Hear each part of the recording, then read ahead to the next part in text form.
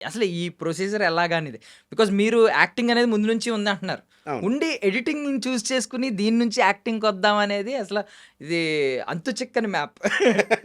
ఈ మ్యాప్ ఎలా గీసుకున్నారు? ఈ లైన్స్ ఎలా గీసుకున్నారు? మీకు బ్లూ ప్రింట్ ఎవరన్నా ముందే రిఫరెన్స్ ఉన్నారా అని అడుగుతున్నాను అంతే. అంటే నాకు మా ఫాదర్ ఇండస్ట్రీలోనే ఉన్నారు. హ్మ్.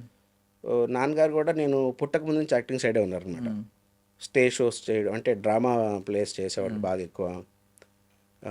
జయప్రకాష్ రెడ్డి గారితో, ఎంఎస్ నారాయణ గారితో వీళ్ళందరితో స్టేజ్ షోస్ కానీ వీటన్నిటికీ డ్రామాస్లో చేసేవాళ్ళు. హ్మ్. తర్వాత సినిమాలు చేసేవాళ్ళు నాన్నగారు.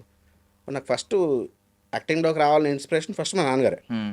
తర్వాత మనం స్ట్రైట్గా వచ్చి చేయలేము, ఎందుకంటే చాలా స్ట్రగుల్స్ ఉంటాయి. అనుకున్నంత ఈజీ అయితే కాదు. హ్మ్.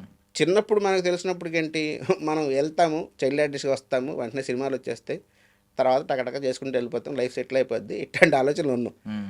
ఎప్పుడైతే వచ్చి నేను ఇక్కడ హైదరాబాద్లో మా నాన్నగారితో పాటు వచ్చి కూర్చొని మా నాన్న మా నాన్నగారు వెనకాల తిరుగుతూ చూస్తున్నాను, అప్పుడు అర్థమైంది, ఓహో అనుకున్నంత ఈజీ ఏది కాదు అసలుకి. హ్మ్.